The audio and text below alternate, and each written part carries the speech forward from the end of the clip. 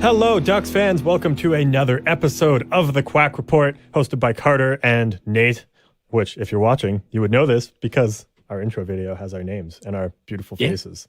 And, I mean, our beautiful faces the rest of the time as well, and our names. So it seems kind of redundant, actually. Why do we have our names and faces in the intro video when it's right here on display?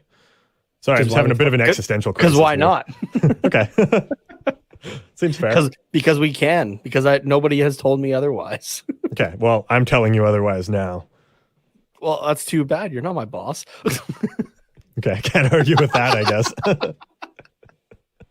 Welcome back, everybody. Thank you for joining us. Whether you're listening on your favorite podcast platform or watching us on YouTube or wherever else you watch us. I don't know. I guess Twitch, Twitter, Facebook. I think those are all the places. It's hard to keep track of. Pretty sure. Yeah, okay. We are kind of everywhere. So yeah, we are inevitable. Is that the line from Infinity War or Endgame? Endgame. But yeah, pretty close. I am inevitable, but I mean, I'm trying to be inclusive here. Yeah, fair enough. If you want to go for a real like group thing, it's like we are Venom or something like that. But that's true. Yeah. Yeah. So, which have you gone to go see that yet? By the way, the new, I haven't. No. Go check it out. Definitely go check it out. I enjoyed it. It's on my list. You don't be going in thinking you're gonna get this amazing comic book based kind of story or something like that. You definitely just have to go in for a fun time. That kind of thing. So honestly, that's kind of what I expect from a Sony superhero movie or just a Sony movie in general. So if I want to watch good superhero movies, I'm going to watch the actual Marvel ones. If I want a bad one, I'm going to watch the DC one. And if I'm just going to watch a meh one, then I watch the Sony ones. Like it is enjoyable for sure, but it very much feels like an early 2000s kind of comic book movie.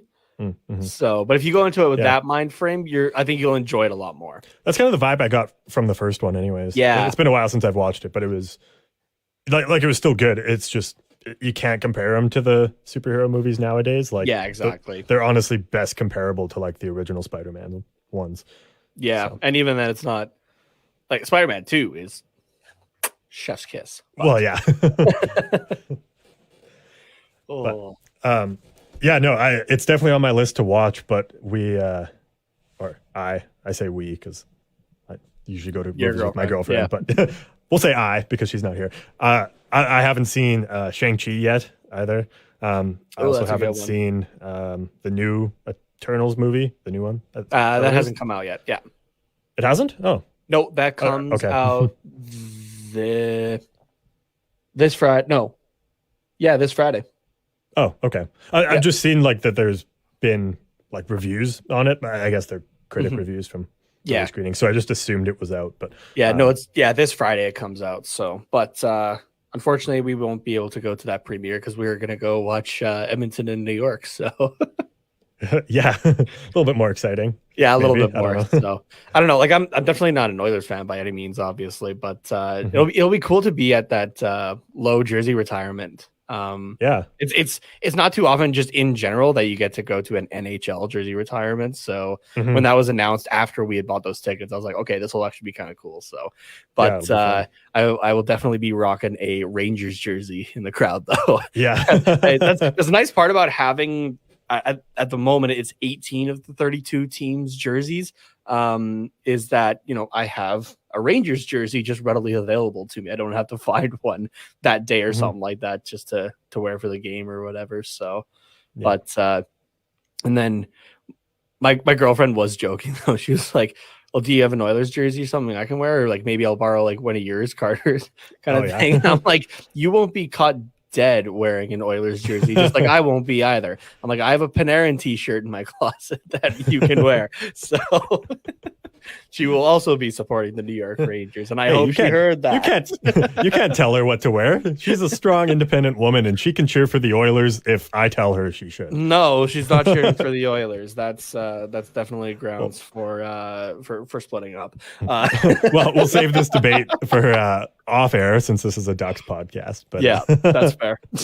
but since you did bring it up, this is probably a good time to mention that since we will be up in Edmonton on Friday, and we're stay in the weekend and a couple days after as well. Along with this Wednesday, I'm doing my own bullshit. Yeah, you got some stuff going on, which is exciting. And it is. I will. You can tell people what it is. Yeah, so I get to go to see All Time Low, who's one of my top 5 minimum favorite bands of all time. Hey. we fuck, threw me off there. Sorry.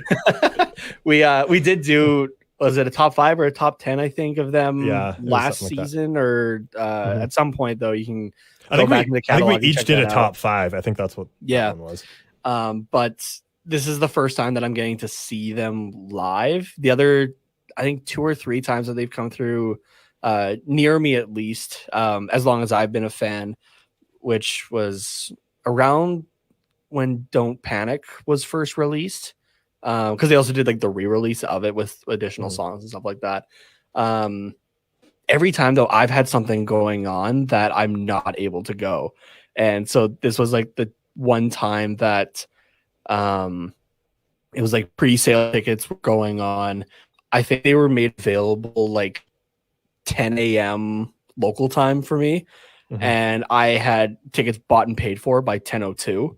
And then it was a couple weeks later, they were doing Q&A sound check, like add-ons to your tickets. And same thing, I had those bought and paid for within like 2 minutes of them being available. So I am super excited for this experience. So yeah, my girlfriend was joking to me that she was like, you're gonna cry when they walk on stage, and I'm like, you're damn straight I am. So but yeah, I'm super excited for that. So I apologize, it's my fault as to why there won't be a our usual live episode, I guess, on Wednesday. But it'll be worth it for me. So yeah, for sure. So yeah, we recorded earlier today about almost an hour actually with Corey and Richie from the Sporty with Corey and Richie show, the Arizona podcast on the Hockey Podcast Network. So that'll be coming out on Wednesday, since we play the Coyotes on the following Thursday. Or I guess we'll be live streaming it on the Wednesday at our usual time, and it'll be out everywhere Thursday in anticipation of that game on Thursday. So just so you guys have a heads up, and you will still have something to listen to on that day that is relevant, I guess. We just won't be talking about the upcoming or the previous games. And same with the Sunday, since we'll be out of town, we will have a extended Quack Report Unplugged to talk about. So again, won't be talking about previous games or anything like that. But I guess we'll leave you guys in suspense on what that band will be, but we'll tell you that it is an Orange County band. So should I just drop like random hints on Twitter or something like that? I don't know. Yeah, sure. Yeah, do it. Okay. Yeah. We'll see if anybody can pick it out. I can do it like a few. I can kind of like schedule things, I guess. So I can do it like a few days before and whatever. So yeah. So we'll have we have put together our. I guess we did a top 6 for this particular band. It was a difficult one to put together. So we were like, okay, we were going to do a top 5, and we were like, no, we have to do a 6 because like we feel like we're leaving something out otherwise. So. Yeah, and that's even with honorable mentions from each of us. We got to pick one song as well. Like this is honestly a hard one for both of us. I mean, we definitely both enjoy the band, but like just on like for myself, I have this band's lyrics tattooed on me. Like they are literally in my skin. So it was it's definitely a bit of it was a harder one for me to do. So we were laughing because like as we were making the list as well, it was like, okay, we got to do like a top 5. And I looked away for a couple seconds from the list. I look back and Carter's got like 16 tracks down. And I'm like, oh, fuck, we got to choose from this. I think we did it. I'm pretty happy with the list. Yeah, I'm happy with it too. We'll still probably end up kind of talking about all of the songs that we wrote down, just because there's a lot of connections between other ones that are on the list. So we'll find a way to sneak more than 5 in there, but I guess 6. So super excited for that. So that'll be on Sunday, and then obviously not this Wednesday, but the next Wednesday. I guess that would be the 10th of November, right? That is correct. Yeah, we will have our regularly scheduled live episode, follows according to plan. So you guys don't get a break from content. You get a break from, I guess, live content, but we'll we'll have some stuff out for you. So no worries there. Okay. Yeah. I think that is all I have to say introductory wise. Do you have anything else you want to add here that I'm missing? I got nothing else. I want to get to the big news of the day, I guess. Yeah, sure. Let's do it.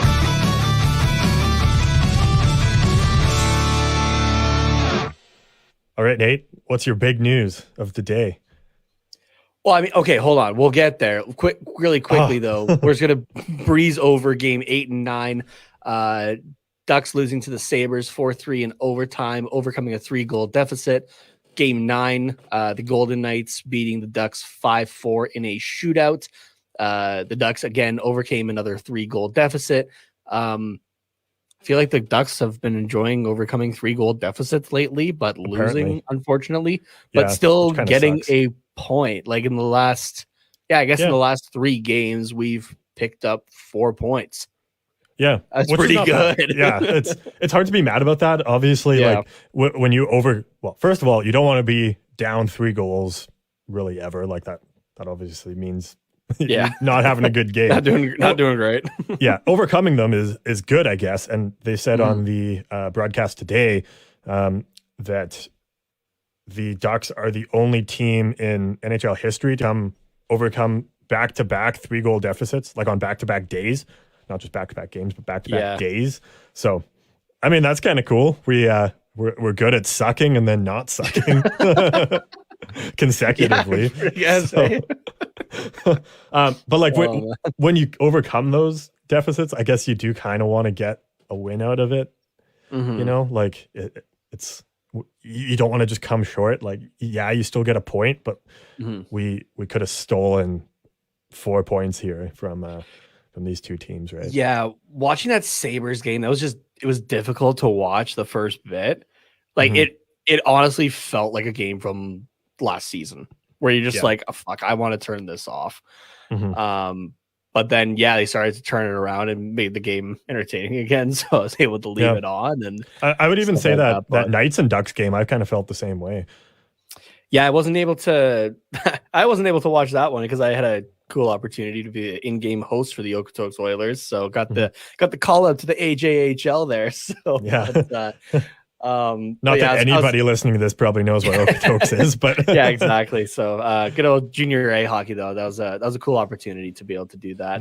But it's funny though because I was talking to again during the intermission the PA guy for the Okotoks Oilers, Mike Gould. Who also does some great writing as well with Flames Nation and stuff like that. He's a great read. But yeah, he's like, I'm pretty sure the Ducks are winning right now. I was like, are you kidding me? And at the time it was 4-3 Ducks.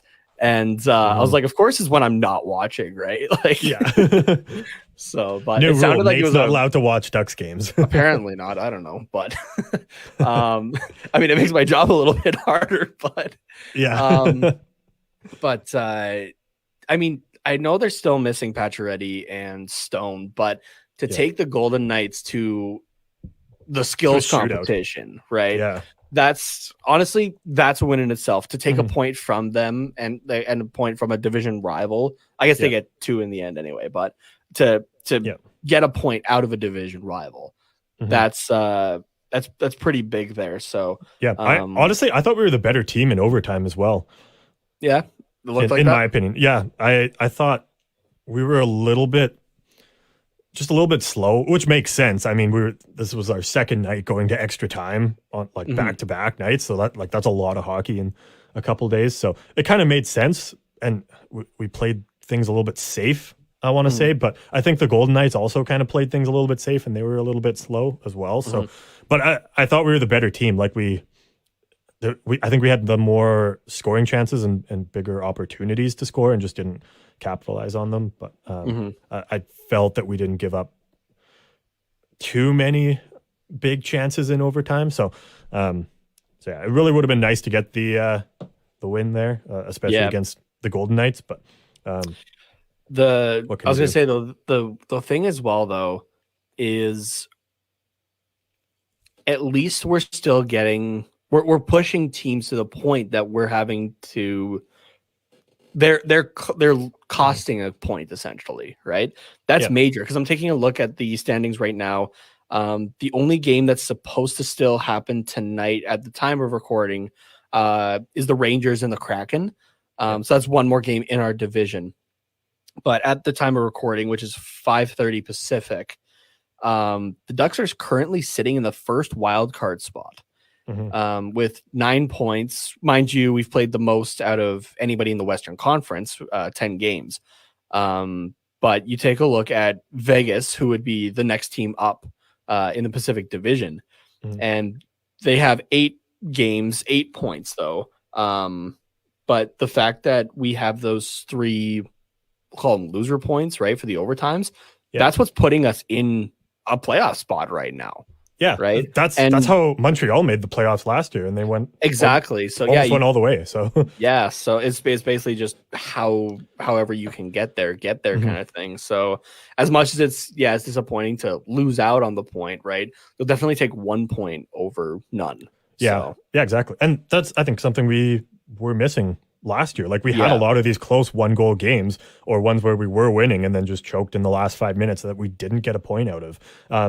But now this year we have tons of those games that we are getting those points out of, and or we're winning those close 1-goal games, which is or tied going into the third kind of games, right? So the fact that we're capitalizing on more opportunities, it's still not perfect, and it's never going to be perfect, obviously. But the good teams find a way to get those wins in the late minutes of the game, and or take it to overtime and get those extra points and just figure it out. So I think that it's a step in the right direction for this team, is starting to get games to overtime, starting to take over in the third period and win, and because it's been something that I haven't seen in the last couple of years. So yeah, exactly. These games have, if there's one thing that we can say about every game that's been played this year, I would say it's that they've all been competitive games.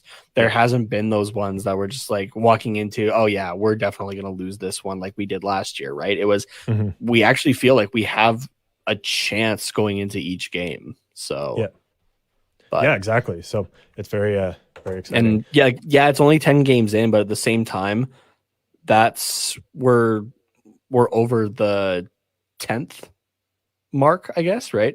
We're an eighth of the way through the season.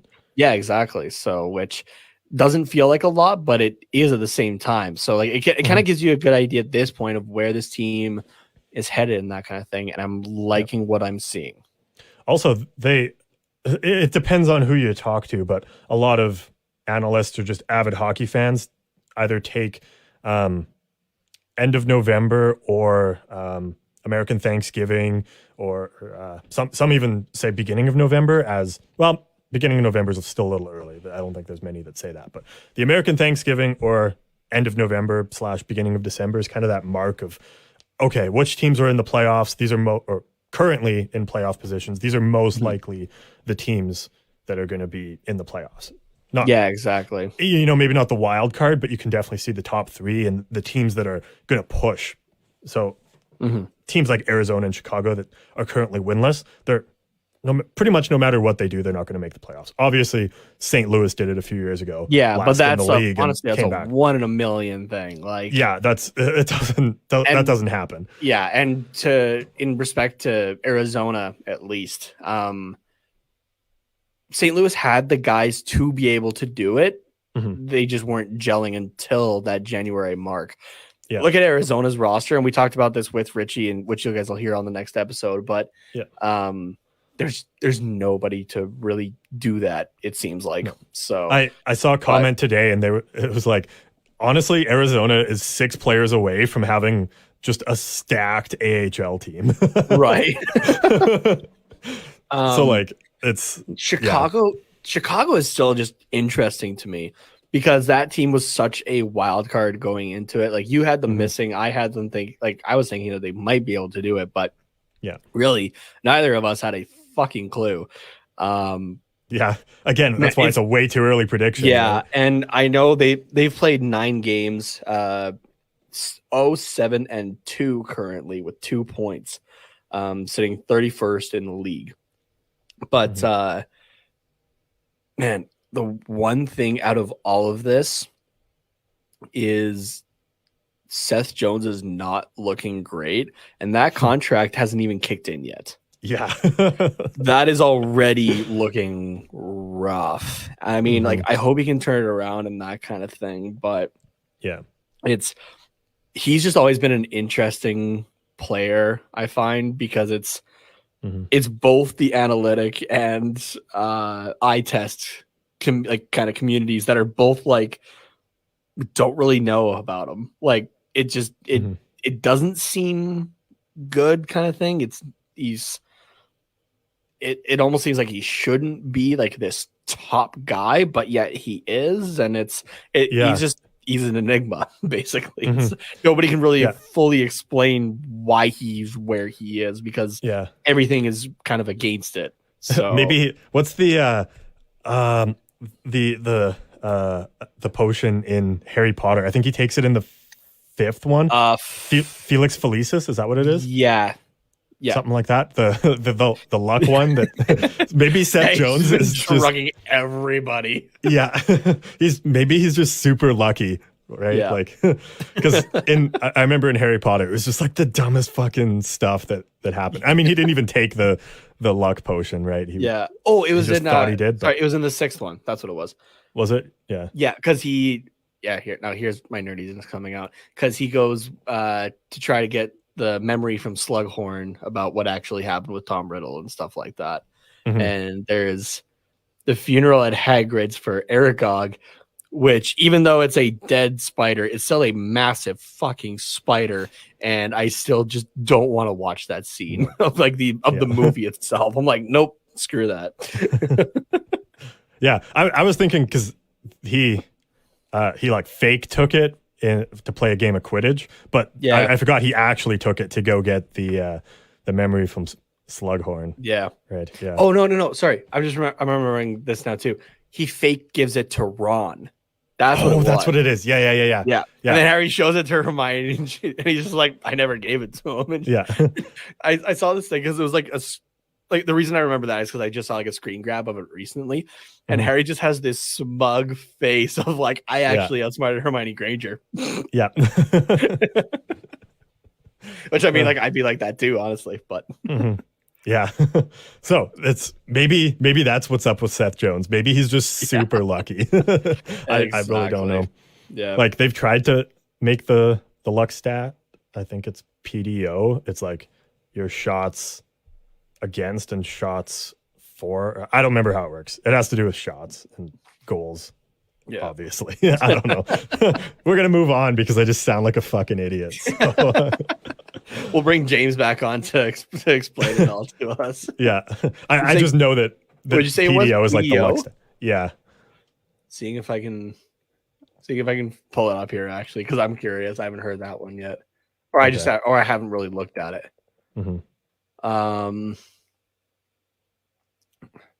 Yeah, because I just know it's called the luck stat. I just don't remember what it actually is. Okay, so here from Sportsnet, they had done an article about like Corsi and PDO and stuff like that back in 2018. So a PDO, so this statistic adds together a team's shooting and save percentages at 5-on-5. The NHL terms this stat shooting plus save percentage.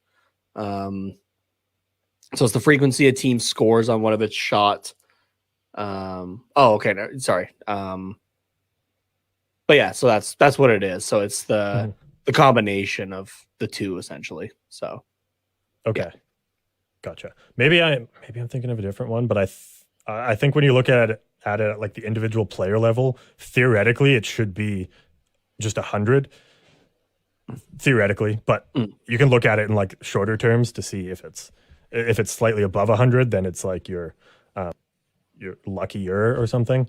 So, and if it's under that, then you're like unlucky. So, gotcha. It's weird. I don't fully understand it, but hence why we have you and I just tell you things and you make us sound like we know what we're talking about. So fair enough. All right. Okay. Shall we? Let's take a quick break and then let's talk about the big news here. You got it. NFL fans, are you hungry for a big win this week? Well, DraftKings Sportsbook, an official sports betting partner of the NFL, has you covered. New customers can bet just $5 on any NFL team to win their game, and if they do, you win $200 in free bets. Winner, winner, chicken dinner. It's that simple. If Sportsbook isn't available in your state yet, DraftKings won't leave you empty-handed. Everyone can play for huge cash prizes all season long with DraftKings daily fantasy sports contests. DraftKings is giving all new customers a free shot at millions of dollars in total prizes with their first deposit. Download the DraftKings Sportsbook app now, use the promo code THPN, and bet just $5 on any NFL team to win their game, and you can win $200 in free bets. If they win, you win, with promo code THPN, as in the Hockey Podcast Network, this week at DraftKings Sportsbook, official sports betting partner of the NFL. Must be 21 or older, New Jersey, Indiana, or Pennsylvania only. New customers only. Minimum $5 deposit and $1 wager required. One per customer. Restrictions apply. See DraftKings.com/sportsbook for details. Gambling problem? Call 1-800-GAMBLER.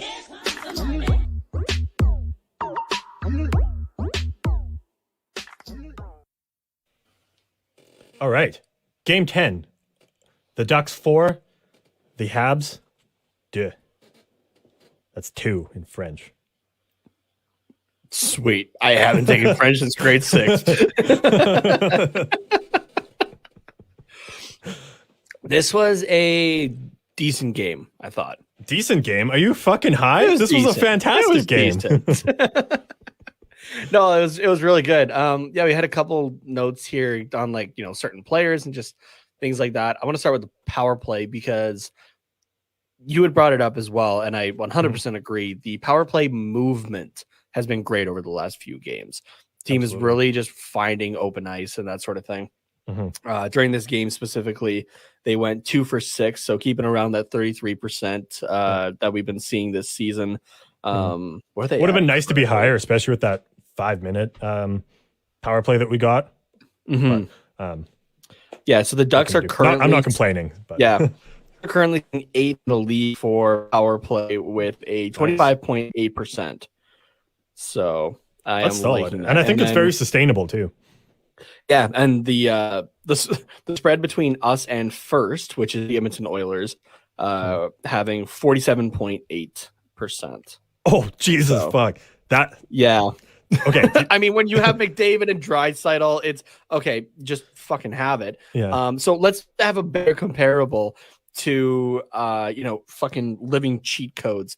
Yeah, what's the second place one? So it's the St. Louis Blues at 35% even. So okay. Yeah. What's that? Just again, just for context, what's the worst power play this season so far? The worst power play this what the fuck? Is it? Let me guess. Is it like 1%? Wait, let me guess. It's got to be Chicago. Incorrect. No? Is it Arizona? I'll give you three guesses as to who the team is. So okay. Chicago is not correct. Yeah. Arizona? Incorrect. Okay. I'll give you a hint for your last one. It's in our division. Oh, really? Well, obviously not Edmonton. It could be LA and San Jose, but I feel like LA's had a decent power play. I don't think San Jose would be the worst. Calgary and Vancouver. I think Vancouver's has been fine with OEL taking over that power play. Let's see, Calgary's been probably like middle of the pack as well. So that leaves Vegas and I guess Seattle. See, Vegas lost some key pieces to their power play, but I feel like it should still be okay. Maybe Seattle, because just from following them, I haven't seen like even who's on their power play or like gotten any notifications of power play goals. And it kind of makes sense because they wouldn't have gelled as a power play unit, right? So I'm going to go with Seattle. Okay. I'm going to read from like for our division, like 1st to 8th. All right. Oh, okay. So the Edmonton Oilers are in 1st with a 47.8 power play percentage. The Calgary Flames are in 2nd, 3rd in the league with 29.2. That's higher than I thought, but next up is the Anaheim Ducks, 25.8%. followed by the LA Kings at 23.5. Okay. Up next is the Sharks at 22.2. Mm-hmm. Then you have the Vancouver Canucks at 18.8. That's lower than I thought as well. And I'm just making sure I didn't skip anybody. And don't think so. then is in 29th in the league is the Seattle Kraken at 12%. Okay. Wow. In last place for power play percentage in our division, as well as the league, is the Vegas Golden Knights with 0%. They haven't scored on the power play? They have not scored on the power play. That's got to be a mistake, dude. There's no way. It's right there, dude. What? Look, dude, computers make mistakes. Come on. That's what it's showing me right now. Arizona is sitting 31st with 8%. What? I swear that they got a power play goal against us, though, too. Maybe not, but no, I guess not. What? That's insane to me. Their penalty How have I not heard about that? Their penalty kill is doing all right with 12th in the league at 84.2%. Well, that's good. I mean, but no wonder they haven't been as good as everyone thought. Their power play's been awful, dude. What? It's literally been non-existent. Yeah. What is their power play on daily faceoff right now? This doesn't make sense to me. Riley Smith, William Karlsson, John Marchessault, Alec Martinez, and Shea Theodore. How is that not should just buy you some goals? Yeah, and their second one, Nick Waugh, Chandler Stevenson, Evgeny Dodonov, Dylan Coughlin, and Alex Pietrangelo. That's still a decent second power play unit. You're telling me none of these players have scored on the power play? That's insane. Like, I get that they have big name guys out, but come on. So their last game would have been against us, and we didn't give them any chances. Okay. On the power play. I'm going through their last 3 games. Mm-hmm. Before that was Dallas, where they went 0-1. And before that was Colorado, where they went 0-3. We can go a little bit farther back. We'll do the last 5. So they played the Islanders, where they went 0-2. And then the Edmonton Oilers, where they went 0-3. That's rough. Yeah. I feel like that's how we started last season as well. Like, I feel like we just didn't score on the power play at all, like for the first bit of the season. And then we occasionally got one here and there. So I wonder if they're going to set a new league worst. Yeah. They just have to be everything, hey? Like, they can't be the best, so they just got to be the worst. Why can't the Ducks have something? Why can't we just have a historically abysmal power play? Is that too much to ask? I mean, I would rather not be known for that, but like... Yeah, but like, does it have to be Vegas that takes that from us? Like, come on. Yeah. I mean, currently there's 2 teams ahead in that respect. Arizona's 8%. I believe the Ducks ended the season with 8.9. So, yeah. Anyway, though, our power play has been great. I've been enjoying watching our power play.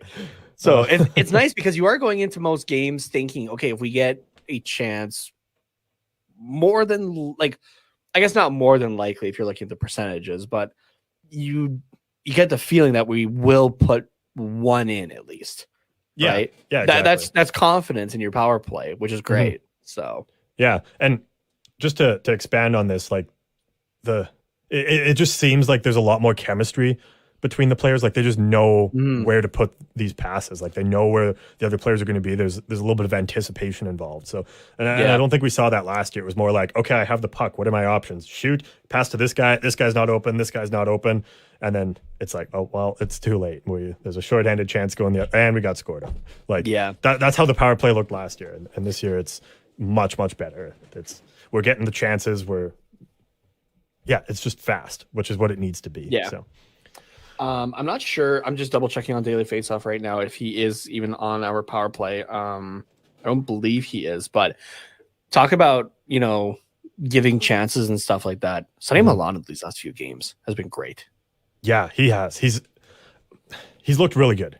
Like, in all the other games, that he's played in previous seasons, it just wasn't quite there. Like you could see the potential, but it's like, what are you doing, man? Like outside of like the first few games that we had gotten him 2 years ago after the trade deadline, right? Yeah. We hadn't, and I guess he was hurt for a lot of last year, which is why we didn't see it, right? But it's great to have him now because he's making everybody look good. Yeah, and I don't think it's just a hot streak either. Like you can tell that the way he's playing, he deserves goals, and like he's working hard to earn these goals. And yeah, no, he doesn't always get points. Like he didn't have a point in game 10 here, but we're still talking about him. Oh no, he did. He had a power play assist actually. Yeah, power play assist. Yeah. Okay, so there you go. I would assume then he is on the power play. I'm just double checking here. I don't think he usually is, but with Sylph and Raquel both out, I think he took one of those spots. So. Yeah, so he is currently listed on the second power play unit with Vinny Lettieri, who also got his first goal as a Duck today. Adam Henrique, Kevin Shattenkirk, and Cam Fowler. Yeah. Yeah, and I think it's because he's just because of injuries. That's why he's on there. But I think he's making a case that he should be on the power play. So when those guys come back, there might be a little bit of competition for a couple spots, which would be cool. So. Man, even just like for some reason, you swap just a couple guys and a couple guys, start to play like they should be again. And this power play looks really good, right? Like our first unit is Getzlaf centering Comtois and Terry with Drysdale and Zegras on the back end. Yeah. And the second power play unit is Henrique centering Lettieri, Milano with Shattenkirk and Fowler on the back. That actually sounds good this year.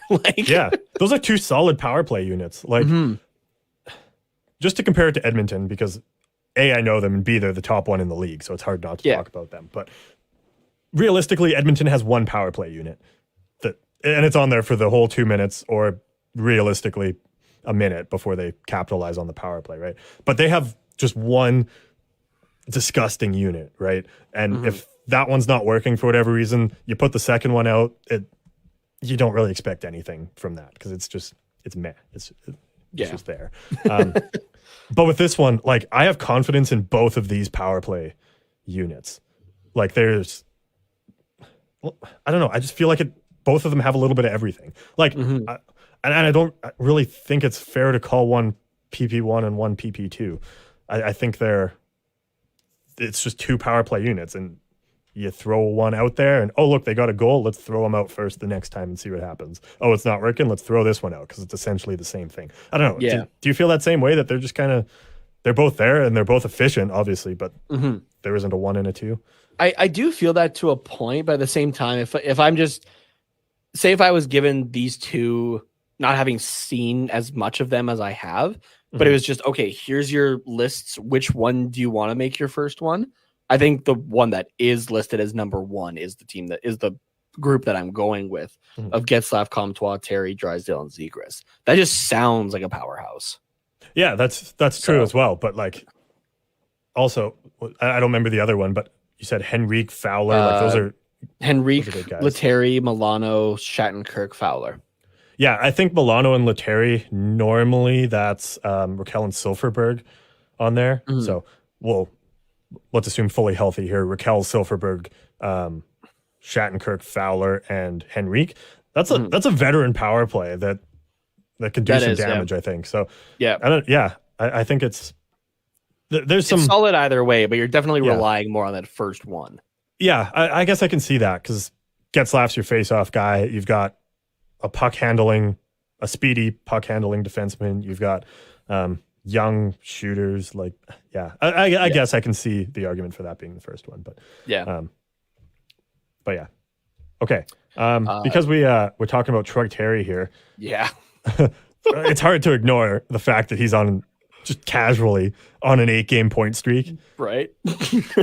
In which he has, I don't have the numbers up here, but it's more than 8 points. Like he has a couple multi-points in here as well. I have just his general stats as well. He's currently leading the team with 5 goals and 10 points on the season. Tied with Kevin Shattenkirk, 10 points. That's wild. A little bit. How many goals does he have in those 8 games here. 1, 2, 3, 4, 5 goals, 5 assists, so 10 points. I like it. Yeah.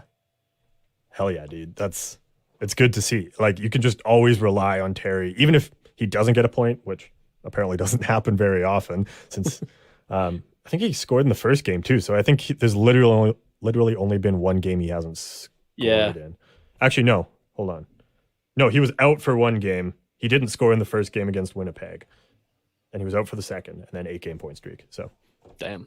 Yeah, but yeah, you can just always count on him to, at least to produce, and if not, again, not that we've seen that really yet this season, but he still is just working hard and creating opportunities, even if maybe he doesn't get a point, right? Mm-hmm. So yeah, exactly. It's very nice to see, but unfortunately, his goal in this game, not unfortunately, I don't know why I said unfortunately, but his goal in this game to continue his point streak totally is overshadowed by Ryan Getzlaf, rightfully so. Yeah, rightfully so. Because he is now in sole possession of first place on in points for the Ducks in franchise history all time, which is surpassing Teemu Selanne now with 989 points, all wearing a Ducks uniform as well, might I add. It's impressive. Yeah. That deserves this. And now for 988 more to finish off the episode. No. I'm just trying to see how many. Getzlaf already has 7 points this season. Yeah. In the 10 games. And I'm just seeing what he did even last season alone. I know, again, last season was kind of odd.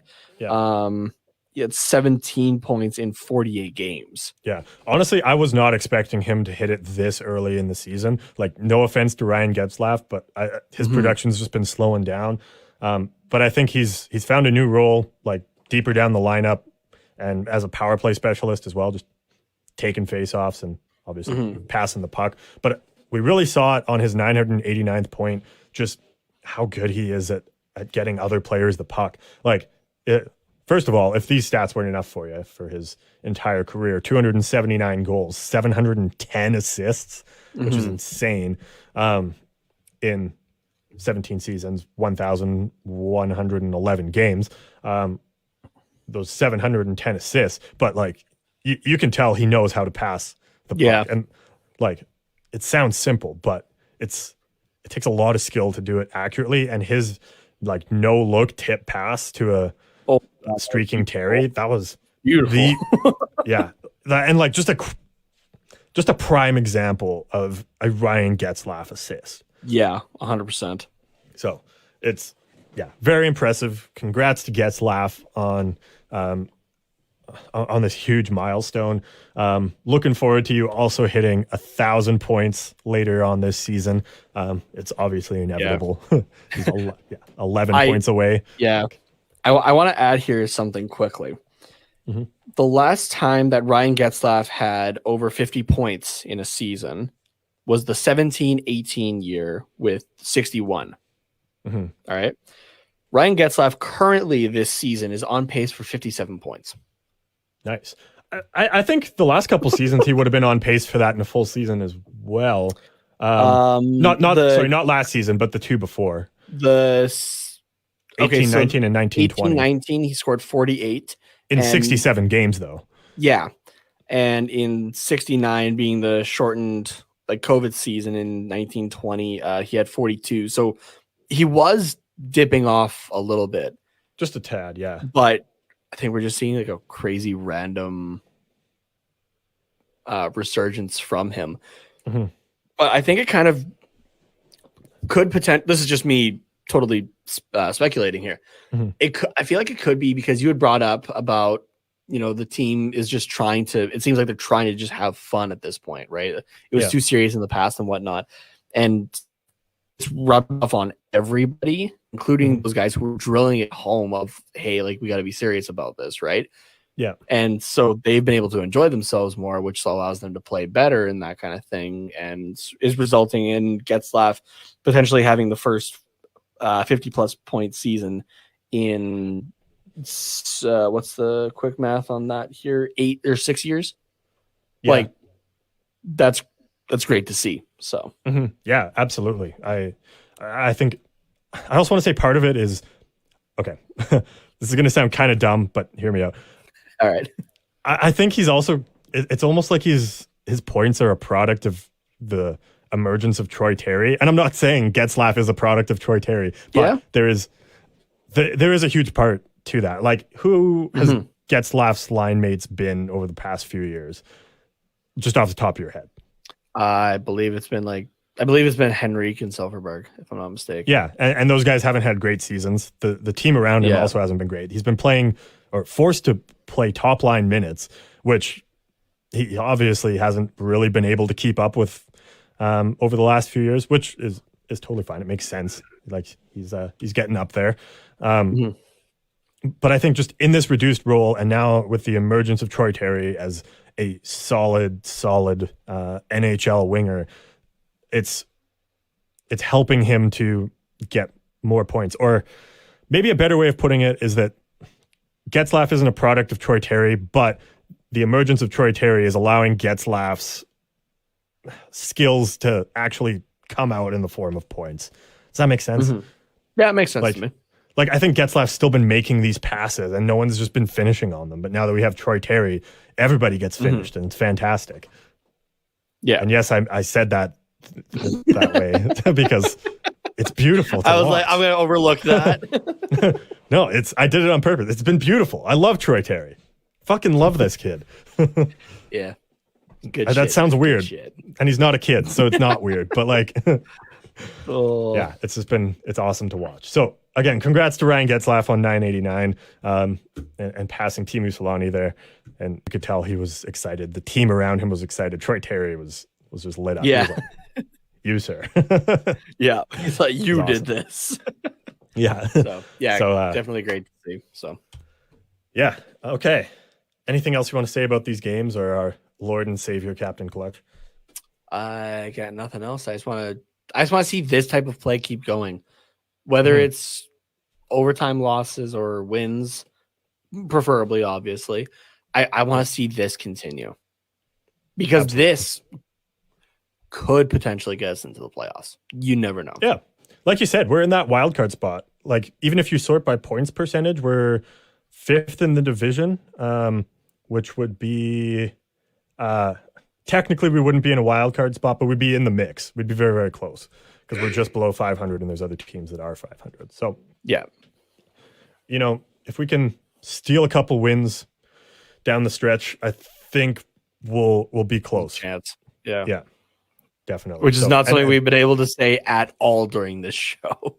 Yeah. And with John Gibson, stealing games is very, very possible when we have John Gibson. So exactly. Obviously, if we get into the playoffs, we're just going to get fucked. I'll just say that. Like, obviously anything can happen, but like, I'm sorry, there's no way this team is going far in the playoffs this year. Yeah. But it'll be nice to get in, get a little bit of experience and for the young guys to taste what the playoffs are like. And exactly. Give some fans a few extra bonus games in the some bonus losses maybe in the off season. So or even just playing meaningful hockey like through the spring. Like we haven't had that since we've been doing the show. Like around January, February, we're like, all right, trade deadline, and draft 4 months away. Yeah. So I just hope that we're playing meaningful hockey into like March and April. That's all I want this season. And I think that would be a win. So yeah. Okay. I know I just asked you, but is there anything else you want to add to that? Nothing else. Okay. Sounds good. You just want me to stop talking. That's got to be it. Hey. Take a break and we'll come back with just the last little bit of news here and wrap it up, I think. Sounds good. I'm Corey Crenshaw. I'm Richie Suave Flores. And this is Sporty with Corey and Richie Suave. On the Hockey Podcast Network. What did I just listen to? Oh, this game is just bullshit now.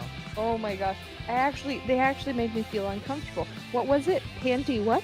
The game has gone to bullshit. Panty melted? Why do we record these during the middle of games? Oh, God. Be sure to listen to Corey and I every Monday. We are your go-to source for the Arizona Coyotes on the Hockey Podcast Network. As we said off the top, we will be chatting we have already chatted with those guys, but you will get to hear the results of that conversation on Wednesday night or Thursday, whenever, depending on how you listen to the podcast usually. Yeah. So yeah, very good conversation. We mostly just talked about what's going on in Arizona, and you tried to tell them their team was relocating, and we're not No, I didn't try to tell them their team was relocating. Don't get that twisted. We talked jerseys, of course, too. Yeah. Tons of I was stuff. going to say, as much as I think I came up with a beautiful concept for the Houston Aeros 2.0 for the NHL, I guess, or I guess it wasn't even the NHL. I guess they've never played. I guess it's 3.0 because there was a minor league team as well. I don't know. Anyway, came out as much as I came up with a beautiful design that I would love to see in the NHL for a Houston-based team. No, they sounded pretty optimistic that they think the team's actually going to stay in Arizona, and that's good. So yeah, for sure. So, okay, we got a couple pieces of news here. Well, really just one, because we already talked about Sylph and Raquel being out. Silverberg in COVID protocol, Raquel week to week. Totally he's unsure what that is. Man, the fact that the other day, the Ducks Twitter for like a moment in time was like, shit, Silverberg's not listed on the roster. Yeah. Eichel. Dude, this team, well, really the whole league is just horny for Eichel stuff. Like, right? As soon as a player is like, just there's some talk about them not like, right. being a scratched or potential injury or like what's going on. People are like, he's getting traded for Eichel. We're getting Eichel. And it's he's like, in the package. No. He's in the package. Yeah. It's happened with Comtois. It's happened with Sylph. Yeah. So, man, just free my boy Jack. Free my boy Jack. Yeah. That's all I ask. Apparently, it's close with Vegas and Calgary. So, I don't like either of those options as an Oilers and a Ducks fan. But and as a Ducks and a Flames fan, I just don't want it to fucking be Vegas. They have been given so many fucking chances already in the first 5 years that they don't need another one. Yeah. Like I don't see how that happens, though. You can stay in the bottom of the cellar like every other team has had to do. Yeah. Like you can get a taste of bullshit for once. Yeah. So please just put your fans in check, right? Yeah. Oh my God. But yeah, I just don't understand how an Eichel deal will work with Vegas and improve their team. I just don't see it because they have to give up. I was gonna say it improves middle right away because they don't have a whole lot down. Yeah, but what do they have? They have like they don't have the cap room. They're gonna have to give up a big contract or something to be able to make room for him. And I don't see how what they would have to give up to allow Eichel to come onto the roster is gonna make their team better.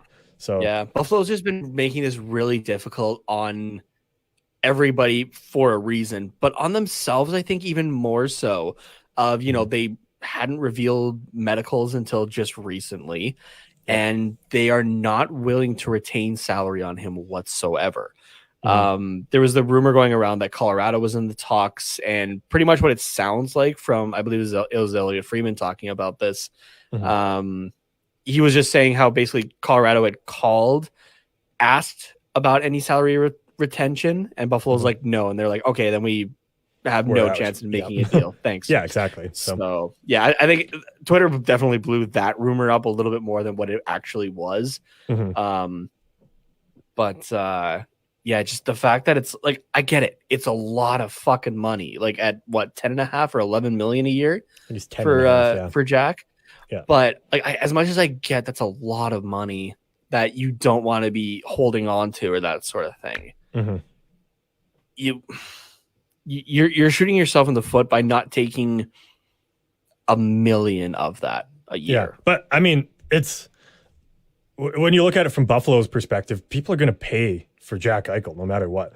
Like it's those people that message you on the Facebook marketplace and it's like, your item's up for 50 and they're like, you'll take 20, and it's like, no. And it's like, okay, how about 25 and I throw in this random piece of junk I don't want anymore. And you're like, no, I don't want this. Just take it for 50 or shut the fuck up. So that's the same thing with Eichel to me. Yeah, what I think it's more, okay, I'll take your scenario though. It's the person has it listed for $50, but it's damaged and is only worth 30 at the moment. Right? At the moment, yeah. And if it's going to go back to that $50 value or that, the person who's spending the money is going to have to spend more money and time to repair it, right? That's true. So it's the like the cost of repair and stuff like that. Like we're comparing Jack Eichel here to something on Facebook Marketplace, but like you kind of get what I mean though. The value currently is not what Buffalo wants. And the longer that they don't realize this, the longer that in the end it actually is screwing over somebody's well-being. Yeah. So, which is awful, obviously. Like I think he should, like I believe we're only a week away done, but like I think it's a week and a half or a week now we have until the grievance is filed. And it sounds like it's basically we are definitely nearing the end, but it's, man, if this goes for a grievance, like this is not going to go well for Buffalo at all, especially with like some more stories coming out and that sort of thing of like how they've treated their players and stuff like that. The big one still for me is Robin Lehner with like him having a broken ankle, and they're like, the other doctors were saying, yeah, you need to be off this like completely for like 3 weeks. And the Buffalo staff is like 3 days later, no, you're doing leg press, bitch. Like that's, I don't know how you can do that and feel good about that you're doing that to somebody. Yeah. And think you're doing the right thing. Like I get that these people have a lot more medical training than I do. But when you have just your run of the mill generic person who's not medically trained to that extent, and a lot of them very much questioning the just like the common sense of it, essentially. That's where I think you're starting to have a problem here in Buffalo. No, for sure. So we're getting a little bit off track. I do agree with you 100%. So but either way, I think Eichel news is coming soon, and I can't wait for it. So unfortunately, I don't think it's going to be Anaheim, as much as they're a team that could definitely make it work, but it sounds like we're not in the mix anymore, or at least I don't know. I think we're just sitting outside of it. It's just kind of like what I've pieced together. It's Vegas and Calgary are those kind of front runners, but we're just hanging out kind of thing. So so I really hope that it's Anaheim.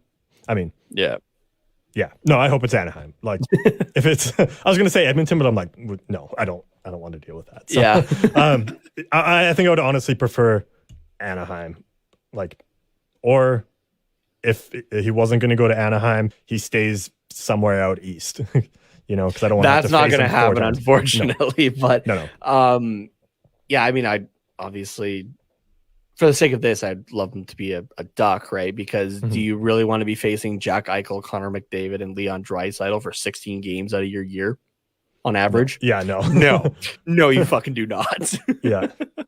And especially because like Vegas is a decent team, Vancouver's looking to be like a decent team as well. Like those, it's the division's getting hard again. So honestly, I'd say, like, I know we said this was a pretty soft division off the top, but I think this is actually kind of one of the tougher divisions this year. I think maybe it's just a closer division. I don't know. Yeah, I was gonna say I think it's still softer for the moment, but it's because those teams that are really battling with each other.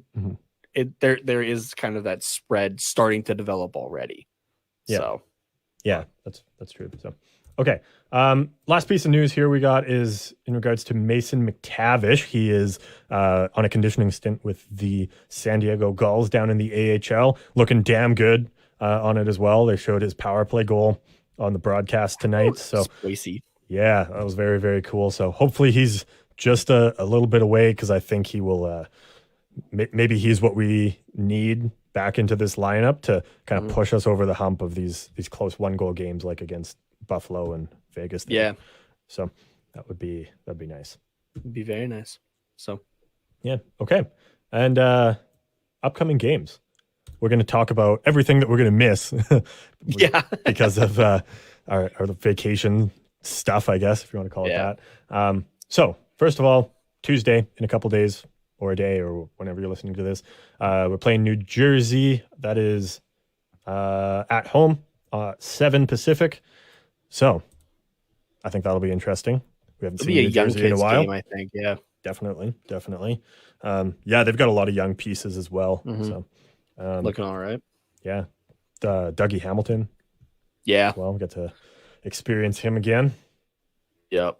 So I don't want to. no, I think New Jersey's kind of been rolling a little bit. Yeah, I'm just pulling lately. them up right now. Yeah, they're just outside a wild card spot, 9 points in 7 games. So, same amount of points as us, but in a lot less games. So they've been decent. I think they made quite a few changes in the offseason, so that's they're trying to kind of gel together a little bit. But they're looking okay, not too shabby. Yeah, currently 4-2-1 on the season, 7 games played. So I mean that's going to be out of date, I think, by the time that we get to play them. But just kind of giving the idea right now. So yeah, for sure.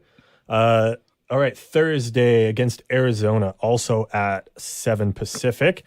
They are I mean we talk about Arizona on Wednesday, as we've said, with Corey and Richie from the Sporty Show. So we won't get too much into that. But 9 games played, 0-8-1. Currently sitting 32nd in the league. I think that just tells you what we might be expecting. But then again, there's still a hard team. There's still a team that will fight. So it'll be an interesting game to watch. But I think that one's in our favor. They're knock on wood. Their goaltending situation is actually looking pretty good. With it's interesting. Yeah, I asked for the pronunciation, and I think I'm going to fuck it up. But Karel Vahelmik. Yeah, I fucked it. Yeah, I don't remember. It's wherever this goalie came from. He kind of came out of nowhere. Richie gets into it, which you'll hear on Wednesday. But I think he's our biggest barrier as well, and we seem to enjoy getting goalied. I don't know. Right. Yeah. So I either want to win this game or I think Arizona plays Philly on Tuesday, and I want Philly to lose. I just don't want to be the first team to lose to Arizona. Right. You know? Yeah. That's my biggest worry. Like that can't happen. I'm sorry. I don't want it. Not allowed. Don't do it. Yeah, please. For the love of God. Terry, if so, you better I keep your apologize. point streak going. Yeah, if so, I apologize to everybody's Twitter timeline because I will be blowing it the fuck up. I don't care if we're gone. Yeah, you're still going to be on Twitter. Yeah. Let's be real here. So yeah. Then we got a couple days off, and we play St. Louis at 5 Pacific on Sunday. Currently sitting first in the Central Division, 7 games played, a 6-1-0 record with a plus 14 goal differential. Let's just bother the fuck out of Jordan Binnington, see if he'll take somebody's head off, and just throw in the backup. I mean, hopefully he doesn't murder any of our players. Yeah, taking a swing at Kadri. Jeez, yeah. Like, I'm not a crazy Kadri fan either, but like, dude, that's attempted murder. Yeah, and he gets a game misconduct for it. That's about it. Like, that's the great part about hockey is that like you can literally try to kill somebody while you're skating around on knives, and you got 5 minutes in the box. Yeah, or a fine or a couple games suspension, maybe. But like, yeah. But my God, like that dude's unhinged. I think it was the Steve Dangle podcast that they were talking about it, or was it a different show? It was that one, or it was maybe the Jeff Merrick show. I don't know. I get it all confused. But too much hockey content. Yeah, pretty much. Somebody was talking though that somebody just needs to give Binnington the fight he's been looking for like the last couple of years. Because think back to last year as well against San Jose, and he's just kind of going after everybody too and whatnot. Like whether he wins it and he can move on, or he loses and he looks like a bitch, somebody needs to just decide, okay, I'll be the guy to do this. So it's like in Brooklyn Nine-Nine when Diaz tells Holt that him and his husband just need to bone. It's like you guys just need to bone. He just needs to get it over with. Yeah, exactly. Like he just needs to fight. Yeah. So get it out of his system, release all of that, built up tension.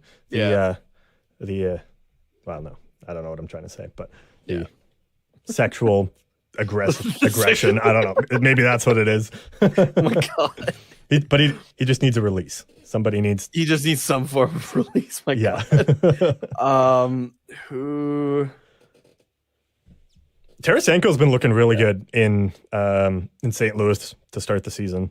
Yeah, he has been. That's, Considering he wanted a trade at the beginning of the season. currently Yeah, tied it's for looking pretty first on the St. Louis Blues in points with 9, pretty good. and sitting third in assists and second in goals with 4. Okay. So Yeah, it's pretty good. but yeah, you know what? If anybody from Anaheim by chance is like the Ducks is by chance listening, I will gladly take a 1-day amateur contract. Suit me up as the e-bug. We'll play it up that Gibson gets hurt and I got to go in, or Stolarz gets hurt and I got to go in, or both of them, I guess, that's how you get an e-bug in.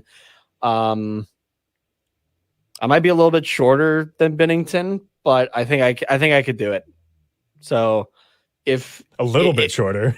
a little bit, but then again, everybody that I've fought in my lacrosse career has always been taller than me. And I've done it in lacrosse goalie pads. If you That's haven't fair. seen those, they're a lot bigger than hockey ones. Mhm. So Yeah. No, you're feisty. Like, I can do it. I feel realistically, like you might I could. you might just have to take out the knees, maybe give him a little leg sweep or something. But like, yeah, maybe you could be the guy to help I think I Binnington could do it. get released. Yeah. So Anaheim, if you want to be the one to put Binnington in his place and set a standard throughout the league, hit me up. My DMs are open. Oh man, The e-bug enforcer. yeah. Who would come in then? Because, well, I guess no. If you We'll pull you a wouldn't Roberto necessarily get- Luongo. We'll pull the Luongo thing from a few years ago when he had gotten hurt, and then his backup had gotten hurt, and he came back. Like I said, we'll play it up that one of Gibson or Stolarz gets hurt, or both of them, right? So that one of them can come back. Mhm. So it's like, actually, I'm okay. We need a goalie, so I'll go back in, kind of thing. So yeah, I'm down for an amateur tryout. Just give me the jersey, pay my airfare, and we'll call it good. Oh man, that would be good. That'd be real good. That'd be entertaining. I was kind of laughing. I was like, very random side thing, but I was playing NHL 22 and I had a goalie on Be a Pro mode, and a fight had started in our zone, and you can still do like the free skate while that's going on. And so I was just gonna go move my guy up by the hash marks just to like have my guy like watching the thing instead of like standing at the net still. Yeah. And it's like, I thought it was. It used to be, at least, you had to get to the blue line before it was like, oh, goalie fight. Apparently, it's just past the hash marks now on a stop play. And suddenly my guy is sprinting up ice. I'm like, all right, I guess my guy's going to have a Okay, fight. here we go. Sweet. I don't even remember who it was against, but I did win the fight, I remember. Nice. That's all that matters. So my rookie goaltender is just like, you know what? Fuck that dude. But maybe I need to find I hope I get a game against St. Louis, and I'll just do it in the video game at least. Yeah. I'll send that to Anaheim and be like, I can do it. It's a video game, but I can do it. Change your play-by-play name to Hextall and Yeah, exactly. I was gonna say, has he even done that shootout challenge with Bieber from a couple years ago? Oh no, I don't think so. Like, I feel like Binnington's just all talk and that kind of stuff. Like, that's why I want somebody to actually do it, because I feel like he's gonna get his claw cleaned. Like, yeah, probably. Yeah, I feel like he's just all talk and a little bit of bitchiness, but yeah. So, but I was like, yeah, we're gonna play St. Louis. Yeah, fucking fly me down to Anaheim. I'll kick his ass. maybe you're a little bit unhinged as well. I think someone also needs to fight you. So this looks like a match made in Dude, heaven. I just need to play again. So I got my first game back since the pandemic started. I have it on November 14th. I am excited to go. So Nice. And you're gonna just ruin some poor guy's day. Yeah, He just wants some beer league lacrosse, right? Fuck you. He's gonna get a breakaway. I was gonna like step up on him and just as the ball dribbles into the corner, just as he's on the ground. Fuck you, man. All right, let's talk about this last game here against Vancouver. Not last game, but the last one game, that we're actually going to get to talk about here. So, yeah, that's a road game. So we'll be heading up to Van City there, 7 p.m. start. Vancouver. If you want somebody to take out Demko, I'm a lot closer to Vancouver than I am to Anaheim. So I don't think we need to worry about Demko, but fuck Demko to fuck you. Vancouver currently last in the division, 9 games played, 3-5-1 record, 7 points. I mean, this division's so tight, like 7 points. Wild card gets you 9, and then Calgary is first with 13. So, like, realistically, it's not that far away. No. Like, the spread will come eventually, but yeah. So it's like I said, I think it's just starting to form a little bit. So this is easily another one of those games where we could get goalied and Demko just plays lights out, which would really suck. But there's. This is tough because I think we can beat Vancouver if they have an off night, and if they don't have an off night, we might lose to them. It's going to be close, is what I'm trying to say. It's going to be one of those toss-up, 1 goal, probably in overtime kind of games. So that's my take on it, though. Yeah, Demko currently 7 games played, a 3-3-1 record, 2.55 goals against, and a 924 save percentage. Yeah, so those are the good little numbers. bit that I have been able to see of Demko this year, he's looked good. And it doesn't help as well that to quote unquote back him up is Yaro Halak, who has played 2 games this season, lost both of them, but is still rocking a 2.07 goals against and a 917 save percentage. Yeah, so good goalies no matter who we get. I mean, it'll probably be Demko. Well, actually, I don't know because I feel like it would be Demko. It depends on their back-to-back situation, right? So, hold on. It'll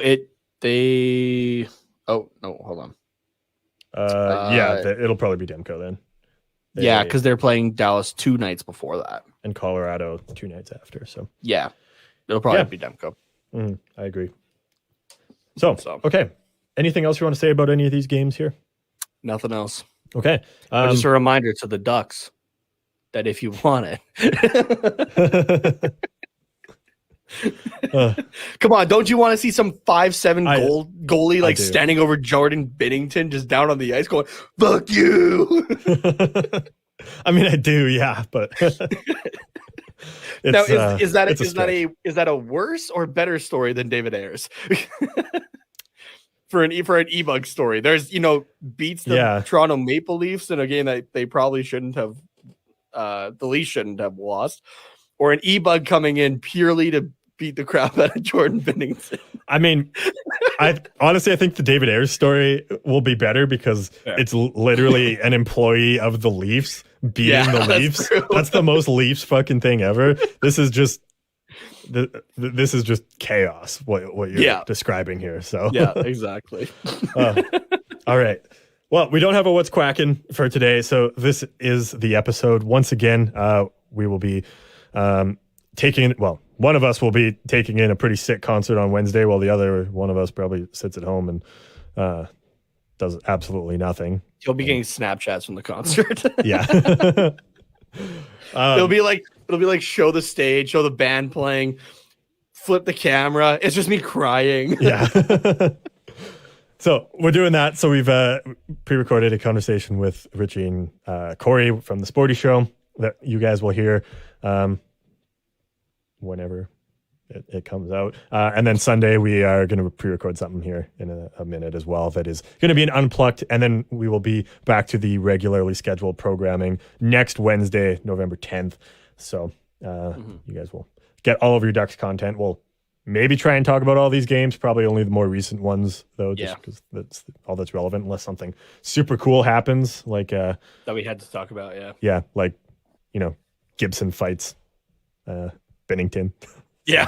Oh my god, sick. if that somehow happens, and honestly, dude, if that happens, we're going live from the hotel room. I feel like Gibson is the goalie to do it. Honestly, I do. I want this now. There's only a few goalies I can think of that are that unhinged that would do that. And I think Hudobin would be another one that would probably do that. Yeah. Yeah. I don't know if Dallas can risk that right now, though. Yeah, maybe. Well, yeah, I don't know. Yeah. Mike Smith, I think, would be another one. Yeah, that one's just pure rage, I think. Yeah. I think David Riddick, he loves to put on a show. I think he would do that. Yeah. He's just returning from COVID protocols. Yeah. I can't think of anyone else that is I mean, all goalies are crazy, but those goalies are on another level, I think. I can't deny that. So, but yeah, that'd be pretty good. Yeah. Okay, Nate, where can they DM you in support of your bid to be an emergency beat up goaltender? You can tweet it at me at Tate Nomas, TATENHOMAS. As well at Quack Report Pod on pretty much everything that's out there. And you can follow myself at Carter_Pots, POTTS_97. Thank you guys for listening. We will see you live again in a couple weeks, and enjoy your life.